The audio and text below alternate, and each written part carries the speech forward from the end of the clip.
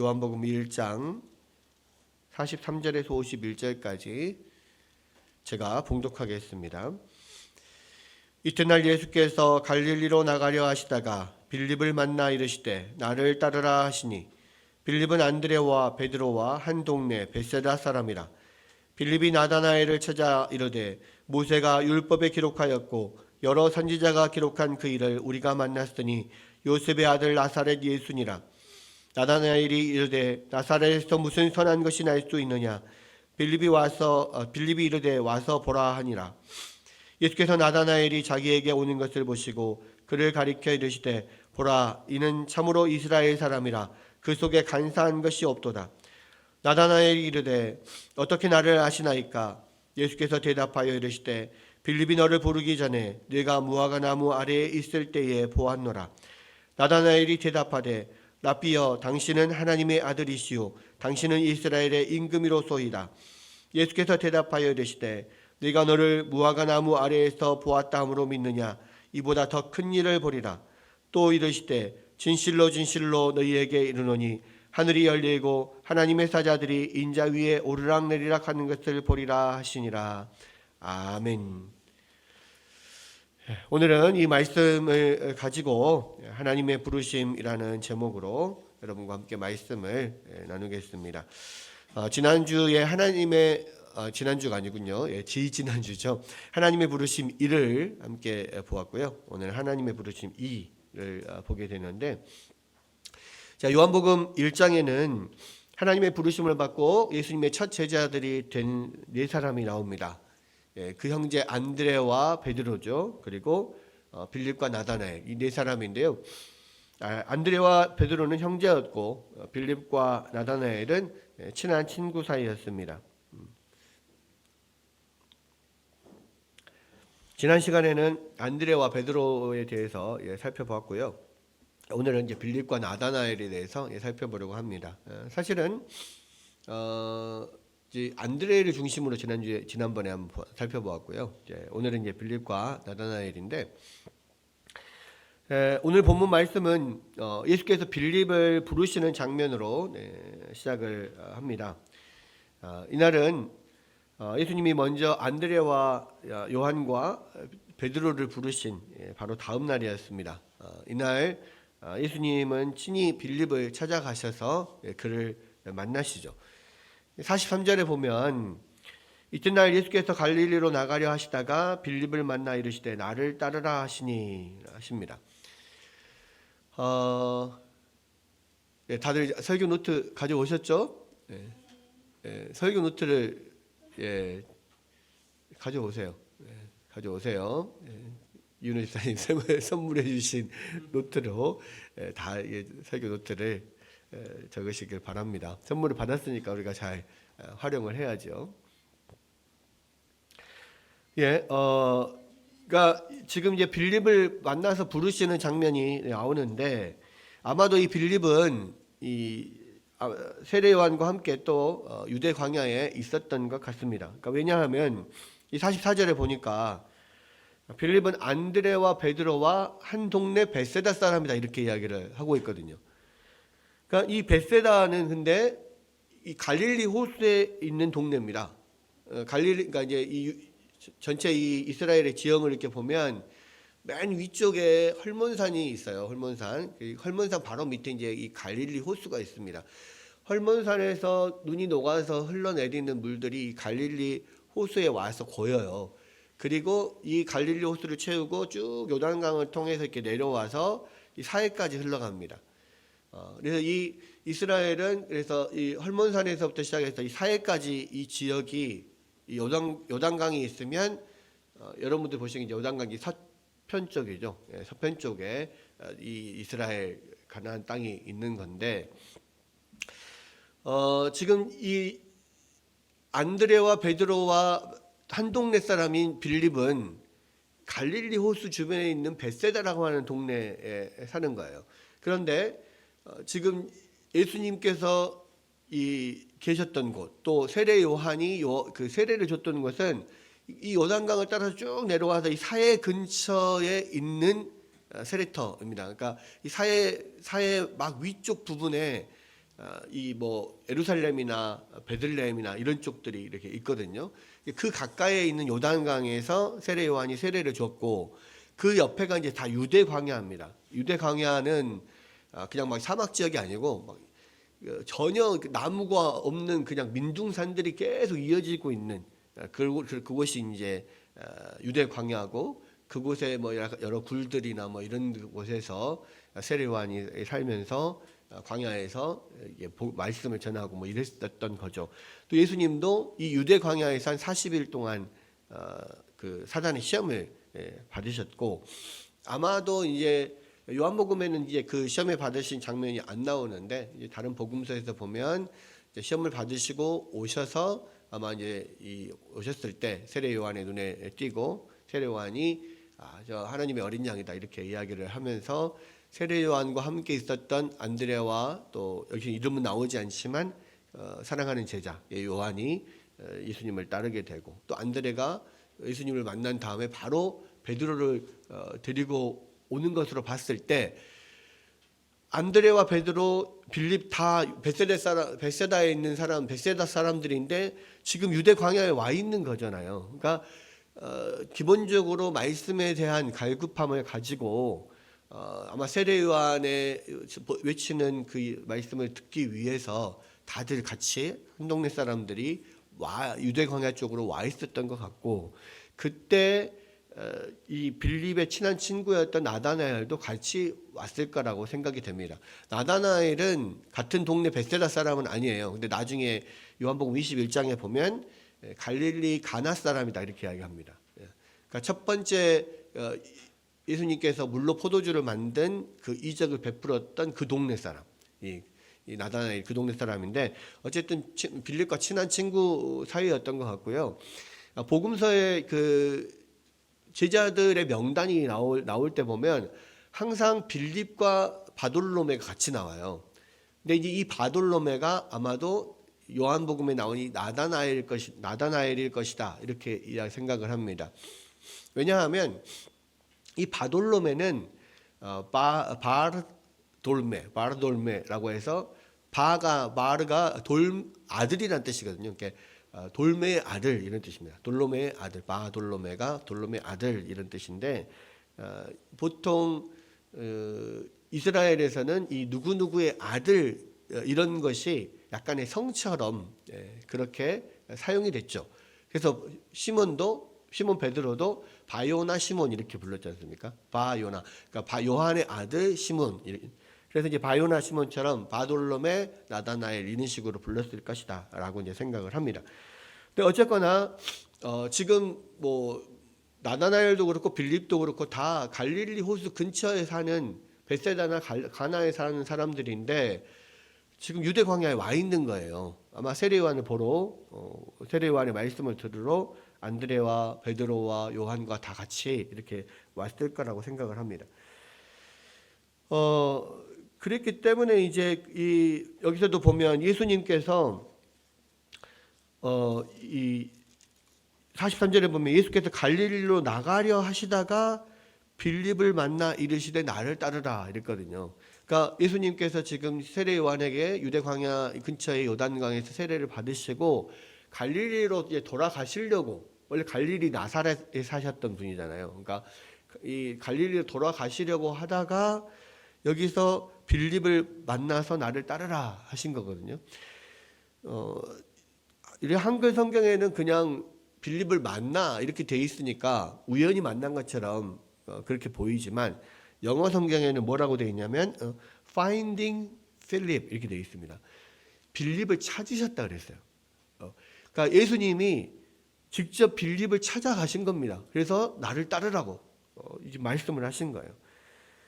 그러니까 사실은 베드로와 안드레, 요한은 어쨌든지 자기들이 예수님을 찾아갔어요. 뭐 엄밀히 말하자면 이제 사도 요한의 세례 요한의 소개로 예수님을 따라갔죠. 그래도 어쨌든 자기들이 찾아갔어. 근데 빌립은 유일하게 예수님이 직접 빌립을 찾아가셨어요.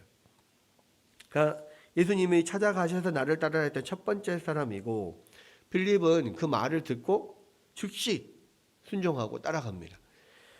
그러니까 빌립은 이미 구도자적인 마음을 지니고 있었던 사람이라는 거예요. 그러니까 빌립의 어떤 그런 구도자적인 마음이 예수님을 초청에 바로 응하게 된 것이고, 또 그렇게 예수님의 초청에 바로 응한 다음에 곧바로 친구 나다나엘을 찾아가서 메시아로서 오신 예수님을 전했다는 것을 통해서도 이미 이 빌립은 준비된 사람이구나 라는 것을 생각할 수가 있습니다. 지금 45절에 보면 이렇게 되어 있죠. 빌립이 나다나엘을 찾아 이르되 모세가 율법에 기록하였고 여러 선지자가 기록한 일을 우리가 만났으니 요셉의 아들 나사렛 예수니라. 그러니까 여기서도 보면 예수님은 분명히 이 빌립을 찾아가서 단 한마디 하셨어요. Follow me. 나를 따르라. 단 한마디 했는데 이 빌립이 그 말을 듣고 예수님을 따르고 바로 나다나엘을 찾아가서 뭐라고 이야기를 하냐면 예수님에 대해서 소개를 하는데 모세가 율법에 기록하였고 여러 선지자가 기록한 그 일을 우리가 만났으니 요셉의 아들 나사렛 예수시다 이렇게 이야기를 하는 거예요. 무슨 이야기입니까? 이미 다 알고 있어요. 예수님에 대해서. 예수님은 가서 그냥 빌립을 보고 나를 따르라 한마디만 하셨는데 그분이 모세가 율법에 기록했고 여러 선지자들이 기록한 메시아이고 요셉의 아들이고 나사렛에 사는 분이다. 예수님에 대해서 너무 잘 알고 있는 거예요.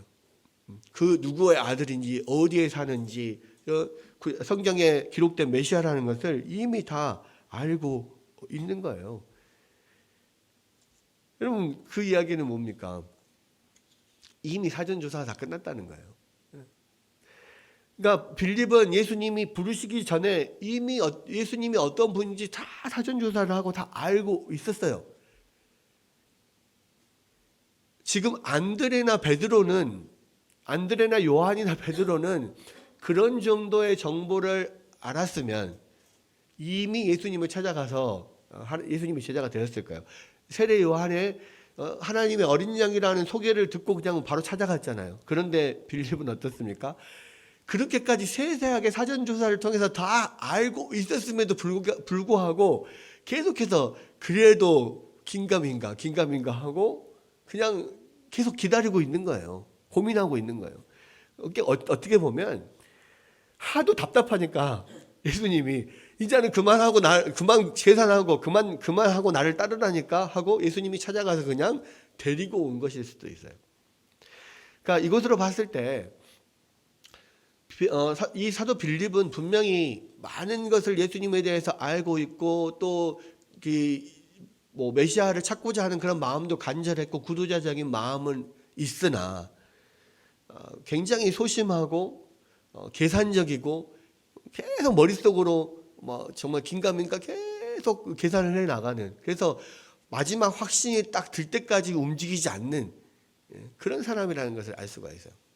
그러니까 여기에서는 이 빌립의 성품이 자세하게 안 나와 있지만 뒤에 요한복음 6장에 가면 이 빌립의 성격의 일면이 나오게 되는데요.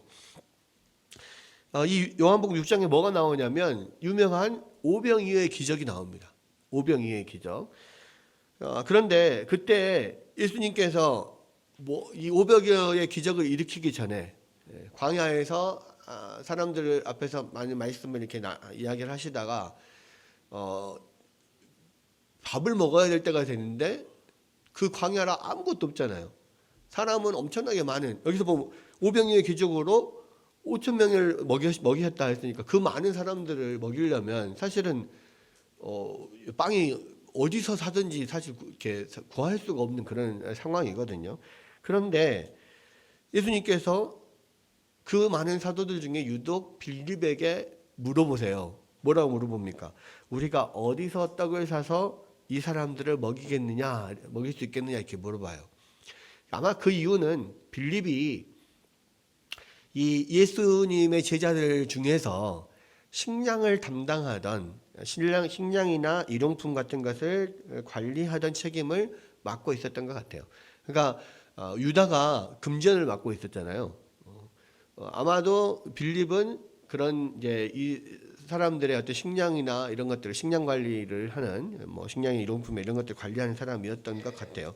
그리고 그것은 아마도 빌립이 굉장히 계산이 빠르고 그런 분석적인 사람이기 때문에 예수님께서 그에게 맡기셨지 않았을까 생각을 하는데 예수님께서 빌립에게 바로 물어봤을 때 우리가 어디서 떡을 사서 이 사람들을 다 먹일 수 있겠느냐고 물었을 때 빌립은 바로 딱 다 대답을 내놓습니다. 뭐라고 대답을 내놓습니까?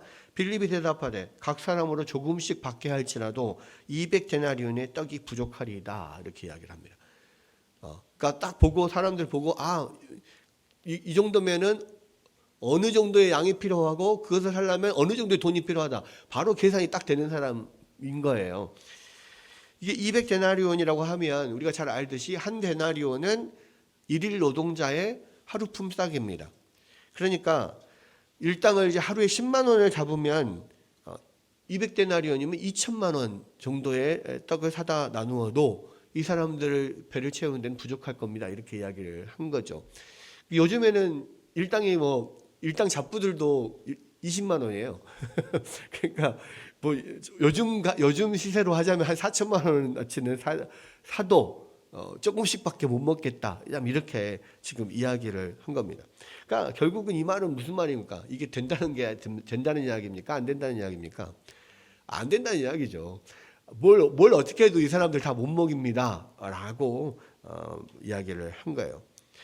그런데요, 빌립은 굉장히 현실적으로 계산을 하고 현실적인 대답을 했습니다만 사실은 이 오병이어의 기적이 있기 전에 빌립도 많은 기적을 봤어요. 그러니까 이미 요한복음 2장에서도 물로 포도주를 만드는 기적을 이미 봤잖아요.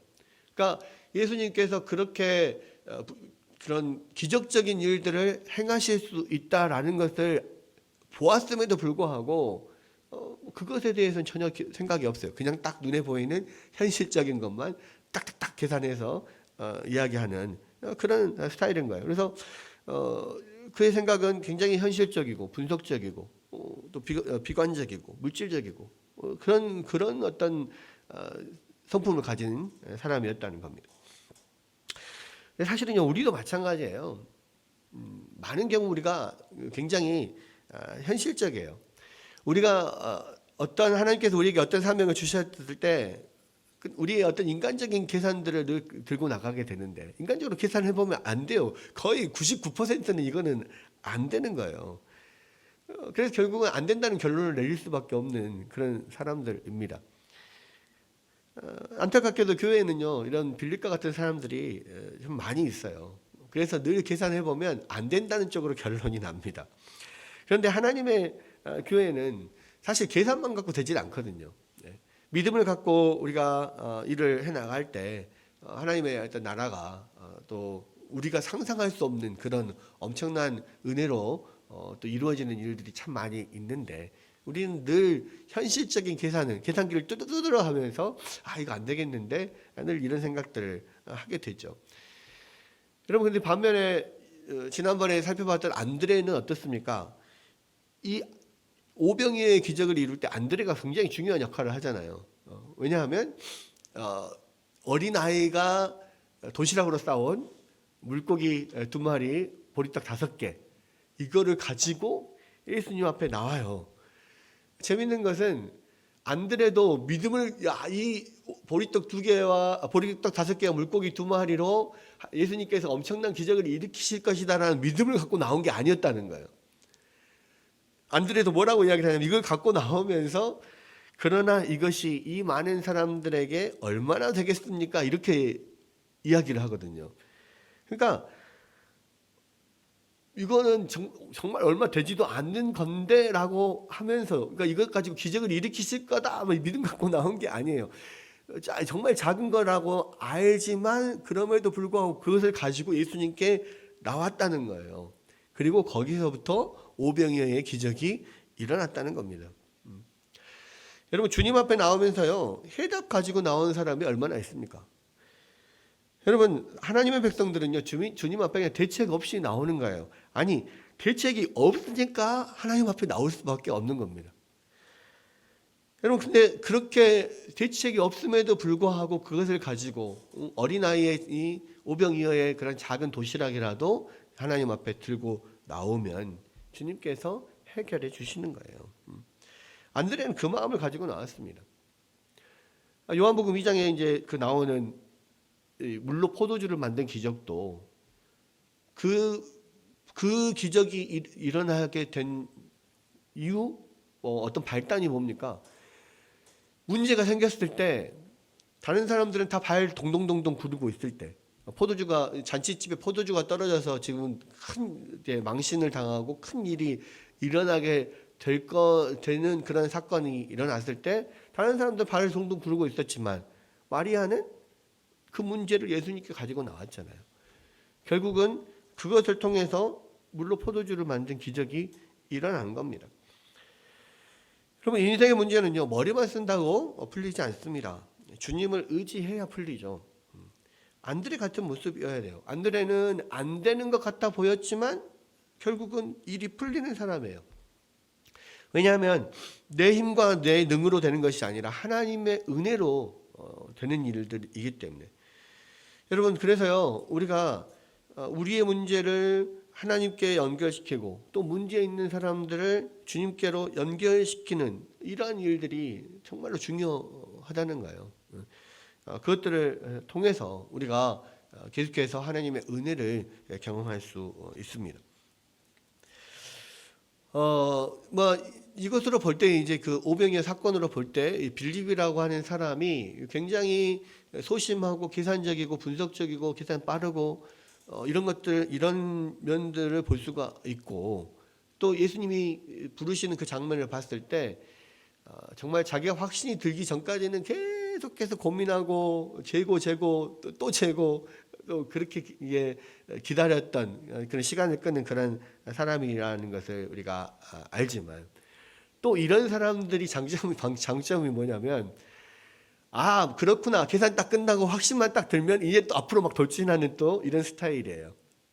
확신이 안 돼서 그렇지, 확신이 들기까지 어떤 시간이 걸려서 그렇지, 계산이 딱 끝나고 확신만 들면 또 앞으로 저도쪽으로 밀고 나가는 어떤 성향이 있는데, 그렇기 때문에 빌립이 예수님이 오라 나를 따르라 하시는 그 말에 예수님 이분이 바로 내가 기다리던 메시아구나라는 확신이 드는 순간 바로 누구에게로 돌진합니까? 친구 나다나에게로 바로 가요. 그러면 거기 가서 모세가 율법에 기록하였고 여러 선지자가 기록한 그 일을 우리가 만났으니 요셉의 아들 나사렛 예수다, 이렇게 이야기를 합니다. 그러면서 이제 이 나다나엘의 반응이, 무슨 나사렛에서 선한 것이 날 수 있느냐, 이렇게 냉소적으로 나오니까 뭐라고 해요? 답답하니까 와 봐라, 일단 와 봐라, 와서 봐라, 이야기를 하는 거예요. 나도 앉아서 여기저기서 소문만 듣고 여러 가지 정보만 취합해가지고 그거 가지고 막 고민을 했는데, 예수님 직접 찾아와서 나를 부르는 거 보면서 나는 그냥 바로 확신을 가졌다. 그러니까 너도 와서 봐라. 그렇게 이 나다나엘을 데리고 오는 거예요. 여러분, 우리가 사실 전도를 할 때도 마찬가지입니다. 많은 경우에요, 많은 사람들이 이렇게 빌립이나 나다나엘처럼 또 현실적이고 계산적이고 분석적인 것이 대부분의 사람들의 특징이잖아요. 그래서 아무리 그것들을 설명을 잘하고 막 해도 설득이 안 돼요. 사실 전도는 사실 설득이 아니에요. 우리가 아무리 설득을 해도 자기가 가지고 있는 자기 생각들이 너무 단단하게 있기 때문에 그것들을 설득을 해서 이 사람이 믿음을 갖도록 하기가 이거는 쉽지가 않고, 쉽지 않을 뿐만 아니라 불가능합니다. 왜냐하면 전도라고 하는 것은 이게 영적인 일이잖아요. 그래서 하나님이 역사하셔서 그 마음을 움직이지 않으면 우리가 아무리 설득력이 좋고 말빨이 좋아도 그 사람들을 생각을 바꿔낼 수가 없어요.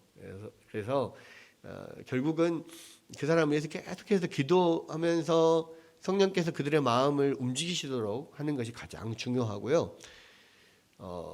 일단 데려와 보는 게 또 중요합니다. 와서 봐라. 와서 믿어지건 안 믿어지건 와서 봐라. 그래서 교회 와서 한번 가보자. 가서 우리가 말씀 들어보고 예배도 드려보고 해보자. 경험해보자. 이게 되게 중요해요. 이 로마서에서는 그런 이야기가 있잖아요. 믿음이라고 하는 것은 들음에서 나고, 들음은 그리스도의 말씀으로 말미암는다라고. 그러니까 믿음은 언제 생기냐면 하나님의 말씀을 들을 때 생기는 거예요. 그래서 아무리 우리가 막 인간적으로 이렇게 저렇게 많은 증거들을 대고 막 경험들을 이야기하고 설득을 한다고 해서 이 사람이 믿음을 가져지는 게 아니라 와서 말씀을 계속해서 들을 때 믿음이 가져지는 거예요. 현대의 어떤 복음주의의 전도는 나가서 그냥 간단하게 이 사람들에게 복음을 소개하고 예수 그리스도를 당신의 주님으로 영접하겠습니까? 예수님을 믿으면 천국 가고 예수님을 믿으면 여러분들이 구원을 받습니다. 여러분 이 예수님을 영접하시겠습니까? 받아들이겠습니까? 예 하면은 아이고 이제 당신은 믿음을 갖게 됐습니다. 하나님의 자녀가 됐습니다. 이렇게 이야기를 하는데 사실은 그런 일이 일어나는 것은 거의 기적적인 일이에요. 그리고 실제로 그 잠깐 동안의 말씀 복음을 전하는 것으로 이 사람 믿음을 갖게 된다? 이거는 말도 안 되는 이야기예요. 하나님의 말씀을 계속해서 들어야만 믿음이 생겨지는 것이지, 이 잠깐 10분 20분 복음을 설명드렸다고 해서 믿음을 갖게 되는 거 아니거든요. 그래서 장로교회에서는 새 신자에게 교회에 왔다고 해서 바로 세례를 주지 않아요. 항상 한 6개월 정도 교회를 출석하고 말씀을 듣고 난 다음에 또 성경의 기본적인 교리들을 공부한 다음에 학습 교인으로 인정을 해주고, 그 다음에 또 한 6개월 지나서 한 1년 정도 교회에 출석을 꾸준히 하고 말씀을 들었을 때에 이제는 비로소 이 사람이 그 마음 가운데 믿음을 고백하면 예수님의 제자로 또 하나님의 백성으로 판단이 된다라고 하고 세례를 주는 겁니다. 그러니까 1년이 지났다고 해서 다 세례를 주지 않아요. 우리가 세례 문답을 하잖아요. 그 말은 무슨 말이냐면 성경의 어떤 기본적인 교리들을 이 사람이 알고 있는지 살펴보고, 또 이 사람이 정말로 그것에 대한 바른 믿음을 고백하는지를 검토해 본 다음에, 구두 시험을 본 다음에 사실은 그 믿음을 인정하고 세례를 주는 거거든요. 그러니까 이 과정을 왜 6개월이나 1년이라는 과정을 지난 다음에 세례를 주느냐, 적어도 그 정도의 말씀은 들어야 이 사람이 믿음이 생긴다라고 보기 때문에 세례를 그렇게 주는 겁니다. 여러분, 그래서 사실은 한 번의 전도가 되지는 않아요. 한 번의 전도가 되지는 않고, 또 그 사람을 교회로 데리고 오는 것조차도 힘들어요. 한 번 권한다고 해서 이 사람이 교회로 오지도 않아요. 여러 번에 많은 전도를 하는 전도 폭발을 하고 하는 총계들을 보면 적어도 이 사람이 10번, 17번 이렇게 초청을 받고 복음을 듣고 접촉을 해야만 교회로 나온다, 이런 통계들도 사실 있거든요. 어쨌든 중요한 것은 분명히 우리가 복음 전도에 힘쓰고 말씀을 내가 아는 한 또 전해주고, 또 아예 삶을 나누고 신앙을 나누고 계속해서 초청하고, 이런 일들이 우리에게 분명히 필요하지만 그러나 그 마음을 움직이시고 그들이 믿음을 갖게 하신 분은 하나님이시고, 또 그 믿음을 갖게 되는 도구는 말씀이라는 거예요. 하나님의 말씀을 그래서 늘 우리가 깊이 드려야 되고, 우리 믿음을 갖게 되는 것도 하나님의 말씀에 의해서지만, 우리가 성화되어 가는 것도 하나님의 말씀에 의해서요. 그래서 계속해서 교회에서 예배를 통하여서 말씀을 계속해서 듣지 않으면 우리가 절대로 하나님을 알아갈 수도 없고 우리의 믿음이 성장해 갈 수도 없어요. 성화되어 갈 수도 없어요. 물론 그 말씀을 가지고 또 우리가 세상에서 시련에 부딪히면서 그 말씀으로 또 이겨내고 하는 과정을 통해서 우리가 우리의 인격, 신앙 인격이 성숙해 가지만 기본적으로 우리 안에 말씀이 채워지지 않으면 그 말씀 가지고 세상에서 어떤 시련에 부딪힐 수도 없는 거거든요. 그래서 성도들에게 신앙의 어떤 시작이나 끝이나 그 모두 중간 과정이나 모든 것 모두가 이 말씀이 없이는 이루어지지 않아요. 초신자들에게도 말씀이 중요하고 오랫동안 신앙생활 해왔던 사람들에게도 말씀이 중요해요. 그래서 제가 지난주에도 우리 자녀들에게도 이야기를 했지만 예배를 드릴 때 제일 중요한 것은 말씀에 집중하는 거다. 물론 설교를 듣다가 졸릴 수도 있다. 그것은 설교자가 설교를 졸리게 해서 졸릴 수도 있고 자기 몸 상태가 전날 잠을 잘 못 자서 졸릴 수도 있지만 그러나 최선을 다해 졸린다고 해서 그냥 자버리면 안 된다. 졸리면 어떻게든지 깨어서 깬 상태에서 그 말씀을 들으려고 노력을 해야 된다. 일어나서 졸리면 일어나서 뒤에 가서 말씀을 듣든지 일어서서 말씀을 듣든지 뭔가를 적어가면서 말씀에 집중하려고 해야 된다. 왜냐하면 믿음은 들음에서 나고 들음은 그리스도의 말씀으로 말미암는 거니까 하나님의 말씀에 우리가 집중하지 않으면 우리의 신앙은 죽은 거다. 또 우리의 신앙은 성장하지 않는다. 어떤 것보다 중요한 게 하나님의 말씀이다. 그래서 계속 이야기를 또 우리 자녀들에게도 했거든요. 마찬가지입니다. 신앙생활의 처음부터 끝까지 처음, 중간, 마지막까지 가장 중요한 것이 하나님의 말씀이에요. 여러분, 그래서 결국은 우리가 이 하나님의 말씀을 붙들어야만 이 하나님의 자녀로서 더욱더 성장하고 나아갈 수가 있는 겁니다. 그래서 이제 빌립 같은 경우도 결과적인 그 말씀에 계속해서 말씀을 가지고 또 거기서 구도자적인 자세로 갈구하고 고민하고 그러다가 지금 예수님을 직접 만나게 된 것이고 그 확신을 갖게 되니까 이제 저도적으로 막 전도를 하게 된 거거든요. 빌립에게 있어서 좋은 지금 빌립도 마찬가지고 안드레, 베드로, 요한, 빌립, 나다나엘 다 구도자적인 성향을 갖고 있었고 말씀을 사모하는 사람들이었기 때문에 사실은 예수님을 만날 수가 있었습니다. 그런데 안드레나 베드로, 요한과 또 빌립과 나다나엘은 약간의 다른 어떤 성향들이 있어서 앞에 그런 안드레나 베드로, 요한 같은 사람들은 바로 예수님을 찾아갔었고 예수님의 이야기를 듣자마자 바로 찾아갔었고 빌립은 계속 계산해 보면서 뒤로 빠지면서 늦게까지 계속 계산기를 두드려 보다가 결국 예수님이 직접 찾아가서야 확신을 가지고 예수님을 따르게 됐다라면 나다나엘도 굉장히 그 좋은 구도자적인 자세를 가지고 있었지만 예수님을 확실하게 구주로 받아들이지 못하게 했던 한 가지 단점이 하나 있었어요. 장애물이 있었습니다. 그게 뭐냐면 편견이었어요. 편견. 빌립의 어떤 장애물은 어떤 소심한 힘이나 어떤 계산적인 그거였다면 나다나엘은 편견이었는데 어떤 편견이 있었냐? 나사렛에서 무슨 선한 것이 날 수 있느냐?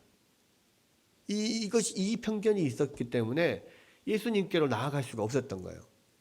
근데 이 나사렛에서 무슨 선한 것이 날 수 있느냐라고 하는 것은 여러 가지 어떤 조건들 때문에 그가 가지게 된 편견입니다. 아마도 그때 당시에도 이미 예수님이 메시아라고 하는 사실에 대해서 여러 가지 논란이 있었을 거예요. 뭐 세례 요한 같은 사람은 분명히 예수님에 대해서 하나님의 어린 양이다 이렇게 선포를 하고 저분이 우리가 기다려왔던 메시아다 이렇게 이야기를 했지만, 또 반면에 예수님은 그런 메시아가 아니라고 또 하는 사람들이 있었잖아요. 그때 당시에 유대 지도자들 같은 경우는 그 사람들이 예수님이 메시아가 아니라라고 말한 것 이유 중에 하나가 뭐였냐면, 메시아는 베들레헴에서 나지 나사렛에서 나지 않는다. 나사렛에서 무슨 선한 것이 날 수 있느냐, 이런 이야기들을 했었다는 겁니다. 그러니까 아마도 예수님을 만나보지도 않고 그런 이야기들만 듣고 그렇겠다. 자기도 나름 성경을 연구해 봤으니까 나사렛에서 무슨 선한 것이 나겠냐. 그런 편견들을 가지고 있었을 것이고요.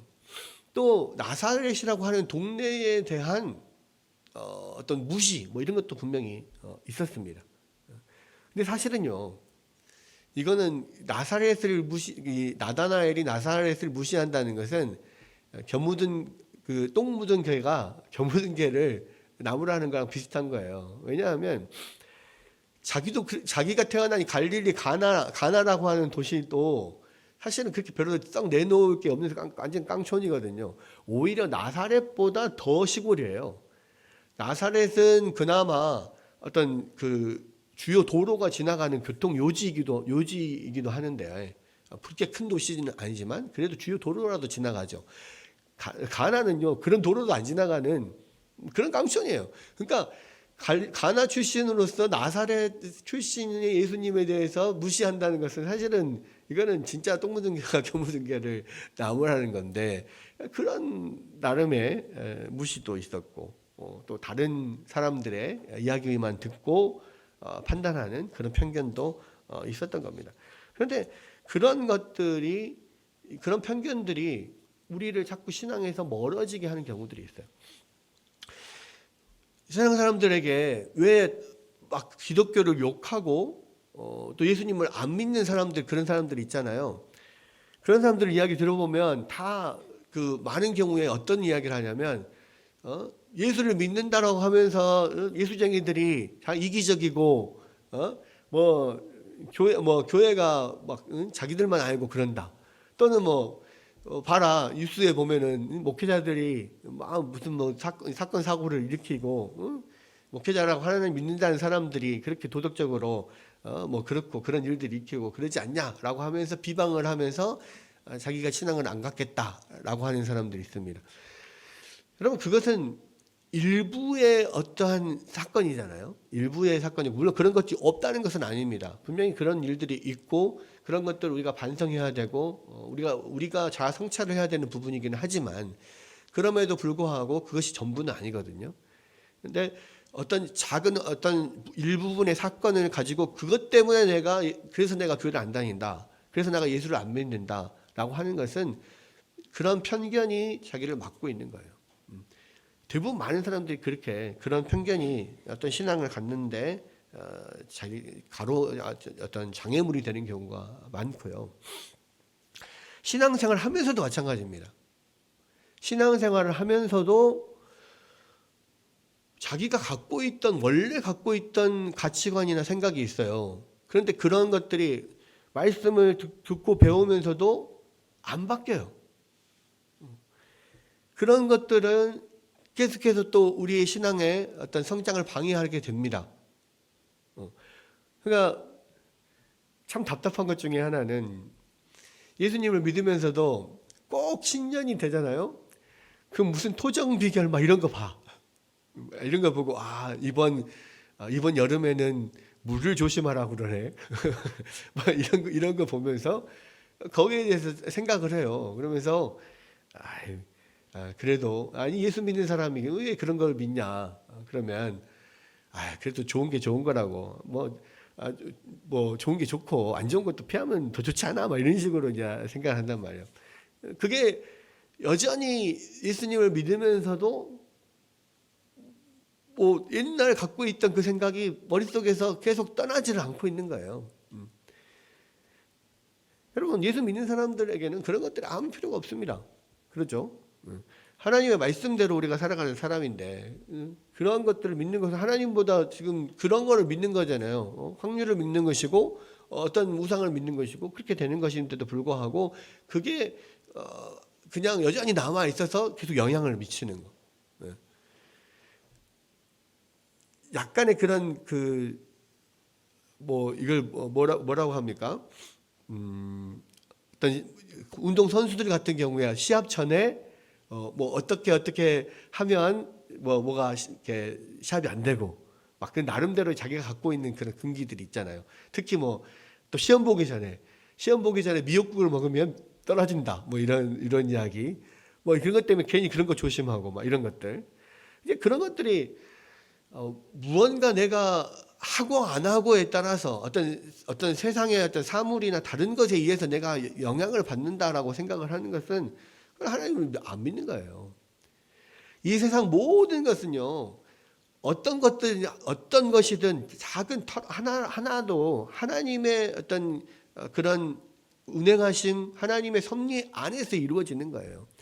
공중에 나는 새들도 또 내가 머리카락 하나 떨어지고 빠지고 하는 모든 것들도 하나님이 하시는 그 섭리 가운데 다 있는 거잖아요.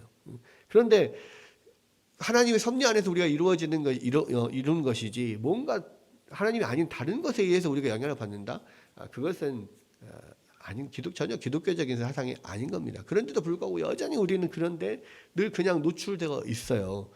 그리고 그냥 왠지 거기에 마음이 움직이고 거기에 매이게 되고 이런 것들이 있습니다. 그런데 이런 선입견들, 편견들이 없어지지 않는 한 우리의 신앙이 제대로 성장하지 못한단 말이에요. 믿는 자에게나 믿지 않는 자에게나 다 이 편견이라고 하는 이런 것들이 우리의 신앙을 가로막는 것입니다. 근데 나다나엘도 그러한 편견이 결국은 예수님께로 나오게 되는 것을 막았다는 거죠. 중요한 것은요, 우리가 빌립과 나다나엘을 보면서 이것을 생각해 볼 수가 있습니다. 모든 예수님의 첫 제자가 됐던 사람들은요, 다 말씀에 대한 사모함이 있었어요. 신앙적인 갈구함이 분명히 있었습니다. 그러니까 우리가 정말로 예수님의 제자가 되고 정말로 참된 신앙인이 되기 위해서는요, 우리의 마음 가운데 구도자적인 마음이 있어야 돼요. 말씀에 대한 갈급함이 있어야 되고, 정말 이것이 그러한가라고 하는 진리에 대한 그러한 마음이 있어야 합니다. 그렇지 않고서는요, 우리가 예수님을 믿을 수도 없고 예수님 믿음 안에서 성장할 수도 없어요. 그냥 영적인 일에 관심이 아예 없으면 거기서는 아무것도 영적인 일들이 일어나지 않습니다. 그러니까 공통적으로 첫 제자들이 가졌던 것이 어떤 진리에 대한 갈급함이었다는 거. 그러나 한편으로는 그 사람들의 어떤 성향들이, 소심함이, 때로는 편견이, 또 여러 가지 것들이 우리를 하나님께로, 예수님께로 나아가는데 막고 있거나 더 성장하는데 막고 있는 그런 면들이 있을 수 있다는 거예요. 그런 면들은 우리가 분명히 내려놓고 하나님 앞에 나아가야 합니다. 제일 중요한 것은 순종이에요. 그러니까 빌립과 나다나엘을 보자면 빌립은 계속해서 계산하고 의심하면서 예수님께로 나아가지 않았어요. 그런데 그나마 나다나엘은 조금 더 나은 게 뭐냐면, 나사렛에서 무슨 선한 것이 나겠느냐라고 말을 하면서도 빌립이 와보라 하니까 그냥 가봤어요. 그 걸음, 그 움직임, 그 발걸음, 이게 되게 중요한 겁니다. 머릿속으로는 이해가 안 가도 하나님께서 하라고 하면 해보는 거예요. 순종이라고 하는 것이, 그래서 성경에서는 순종이 제사보다 낫고 듣는 것이 수양의 기름보다 낫다라고 사무엘을 통해서 이야기를 하잖아요. 이 순종이라고 하는 것이, 그러니까 말씀을 따라가 보는 것이 굉장히 중요한 게, 여러분 그 군대에 가면은요, 처음에 훈련소를 딱 들어갑니다. 군대에 처음 훈련소 들어갈 때 보통 한 4주에서 6주 정도 훈련을 받거든요. 근데 6주 훈련을 받고 난 그 다음과 6주 훈련을 받기 전과는 완전히 천지 차이예요. 그렇죠? 훈련소 딱 들어가서 6주만 훈련을 받으면은 눈빛이 달라지고 목소리가 달라지고 뭐 체력이 달라지고 완전히 진짜 딱 6주 만에 어느 정도 딱 군인이 된 것 같은 느낌이 딱 나와요. 근데 왜 훈련소 6주를 거치면 군대에 들어가면 딱 6주 만에 그렇게 사람이 딱 이렇게 뭔가 변화가 되는 것 같느냐? 그 이유가 있습니다. 이 6주 동안에 특히 군대에 딱 들어가서 훈련 받을 때는요, 아니요라고 대답할 수가 없어요. 모든 일에 무조건 이해하고 무조건 해야 됩니다. 그게 사람을 바꾸는 거예요. 아니요라고 대답. 내가 왜 해야 되지? 이해가 안 가. 그럼에도 불구하고 해야 돼. 그리고 하라면 해. 하라면 해. 그러면 무조건 합니다. 근데 그것이 결국 그 사람을 6주 만에 군인 비스무리하게 바꿔놓는 거예요. 마찬가지입니다. 우리도요, 신앙 안에서, 말씀 안에서 하라고 하면 이해가 안 돼도 내가 마음이 동의가 안 돼도 일단은 움직이고 하는 거예요. 해보는 거예요. 그러면 바뀌어요. 그렇지 않으면 안 바뀝니다. 우리가 큐티를 하면서도 마찬가지잖아요. 큐티를 하면서도 말씀에 깨달음이 있어요. 하기 어려워요. 그러나 그것을 해봐. 그러면 변화되고 그러면 바뀌어요. 여러분, 빌립도 나다나엘도 또 다른 사도들도 마찬가지로 여러 가지 제한된 능력과 약점을 가진 사람이었어요. 그러나 그렇게 제한된 능력과 약점을 가졌음에도 불구하고 결국은 주님의 부르심에 순종하여서 주님께 귀히 쓰임받는 사도들이 되었습니다. 우리도 마찬가지입니다. 하나님은 절대로 완전히 막 엄청난 재능 있고 뛰어난 그런 엘리트들을 불러서 하나님의 백성 삼지 않으세요. 다 이렇게 약점이 있고 한계가 있는 사람들을 불러서 하나님의 백성을 삼습니다. 그때 우리는 하나님 앞에 예하고 순종하고 부르심에 응하며 나아갈 때 하나님께서 결국은 그렇게 사도들처럼 귀하게 우리도 사용하시게 된다는 거죠. 오늘 이 말씀을 통하여서 2023년을 마무리하고 이제 2024년을 맞이하면서 한 해 동안 더 열심히 하나님의 부르심에 응하고 열심히 주의 말씀을 붙잡고 하나님의 사람으로 세워져 가기를 소망하는 그런 마음으로 새해를 맞으시는 여러분 되시기를 주님의 이름으로 축원합니다.